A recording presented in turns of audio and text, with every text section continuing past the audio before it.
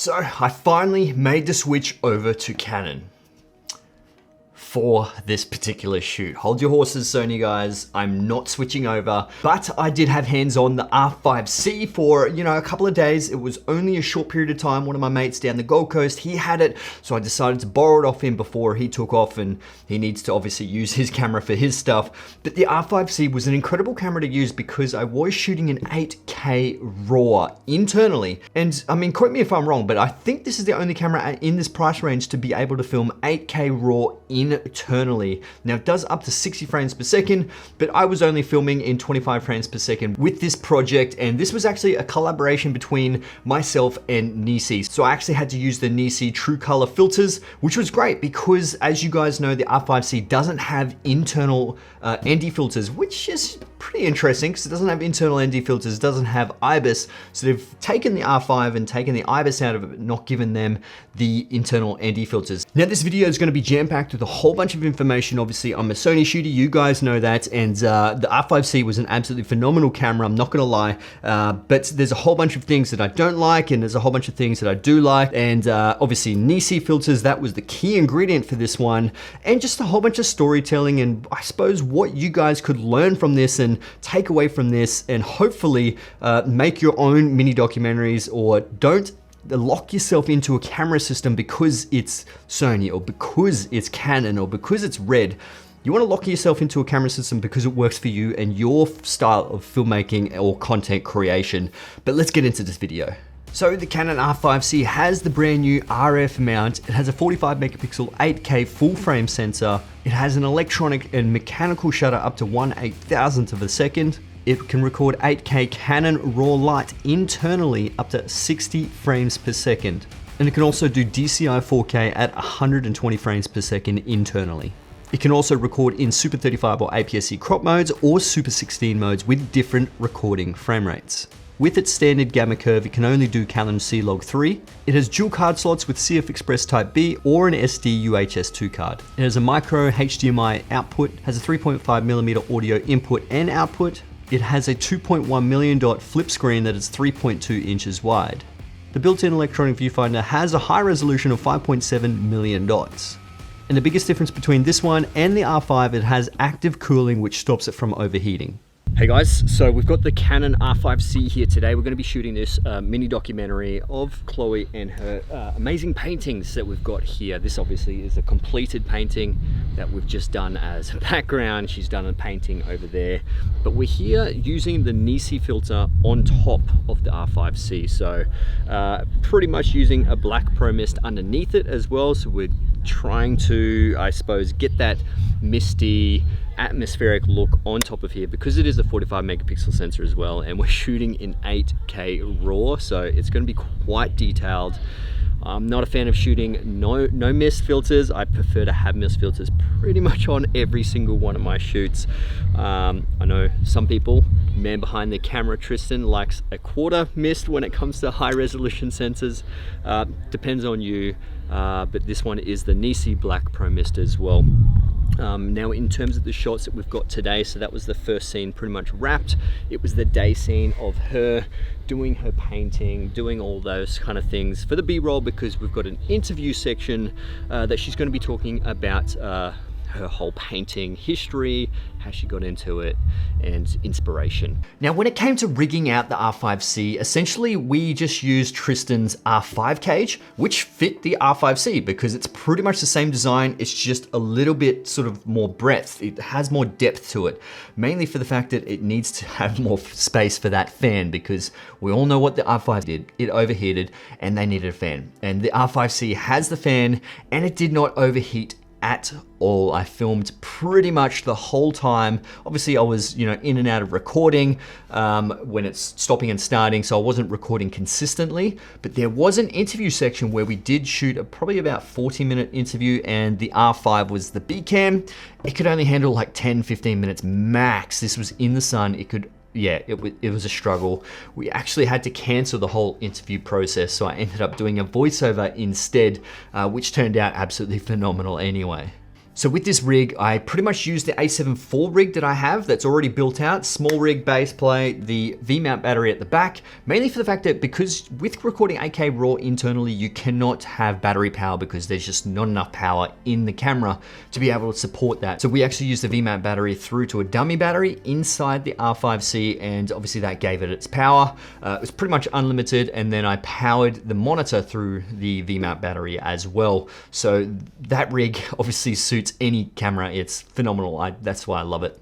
So obviously if you are used to using Sony cameras and the Z battery, you're gonna be filming forever, but with the Canon R5C, these batteries just absolutely do not last. If you're gonna be shooting in 4K, you're still only gonna be getting like, 20 to 30 minutes out of the battery if you're gonna be filming.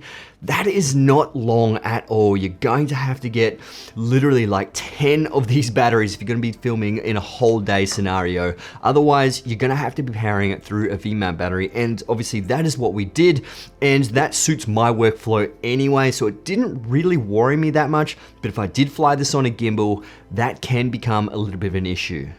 And obviously being a Sony shooter, I pretty much haven't handled any Canon cameras before, but I really wanted to challenge myself into this professional film set and just go gung-ho and just throw myself into the deep end, because essentially it is pretty much not what camera system you use. It's just getting to know the tools and obviously your basic filmmaking process, storytelling, framing and composition, lighting, and all those kind of things that actually make the story what it is. It's not the camera brand.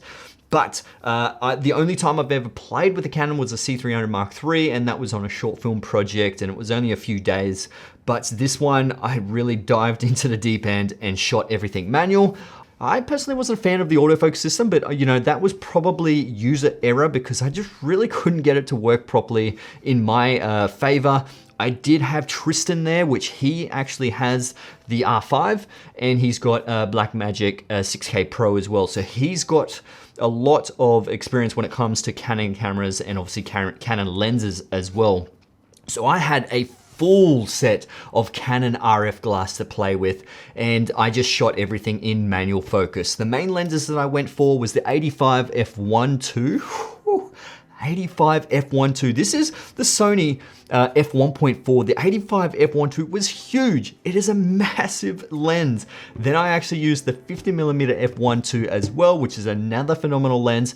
And if I did want to go for a wide shot, I went for the 24-70 f2.8, which they're all phenomenal lenses. I did also have the 70-200. If I did want to use it, I had the 28-70, which unfortunately the 28-70 f2, crazy. It's the biggest lens I've ever seen. It's almost 1.5 kilos heavy. But I didn't have a filter that was big enough for that because it was like, I think it was a 95 maybe, or an 85 filter thread. I only had an 82, which luckily the 85 and the 50mm and the 24-70 was 82 and 77. I think one of them was 77. Maybe the 24-70 was 77. But regardless of the fact that I did have a filter big enough for them, but not the 28-70. But RF glass is fabulous. It's nice and sharp.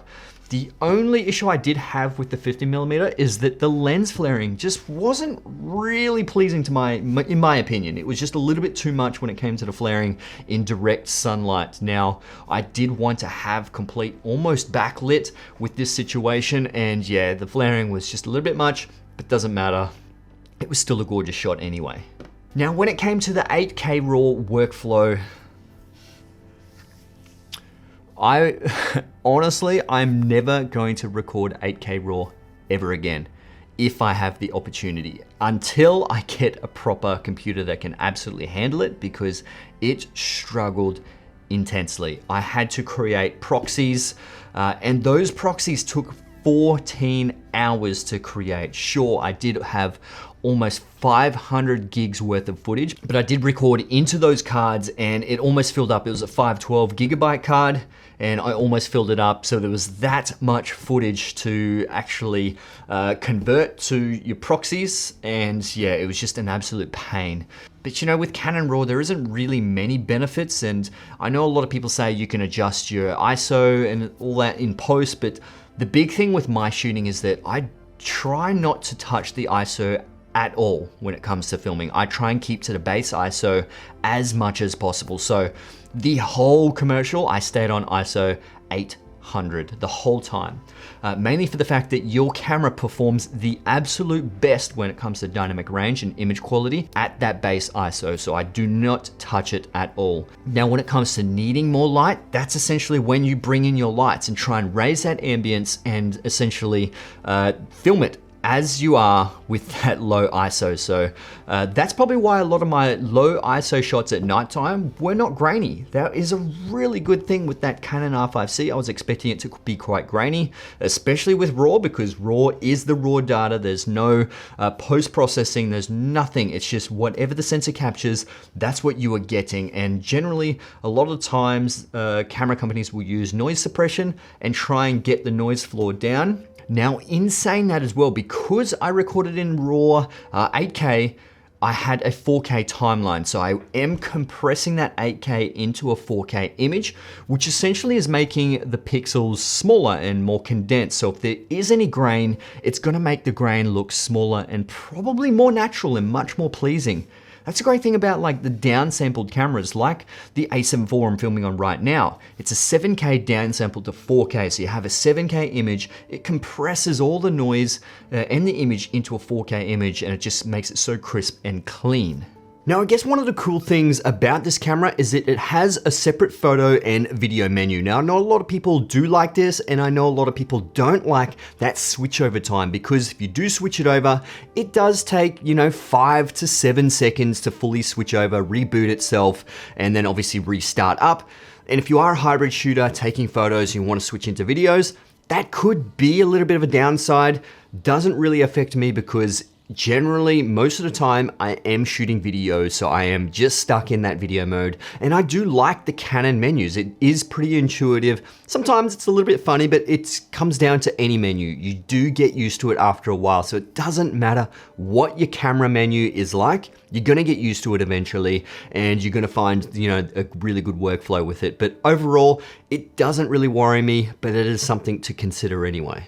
So overall, I love the shoot. I personally think it turned out absolutely fantastic. Couldn't be happier. Obviously, there are a few things that I could tweak to make better next time, but it's a learning process. You can never be perfect every single time, because you think of something new, you encounter something different, and then you just learn. You obviously learn to do it better next time and do something differently. You want to try things, and if it doesn't work, it doesn't work. At least you've tried. The best thing to do is give your best ability each and every single time, which I feel like I did this time. Like I said, there are obviously a few things that I could have done better. But overall, I think the project turned out absolutely phenomenal, and I could not be happier with the progress that I've made on this one.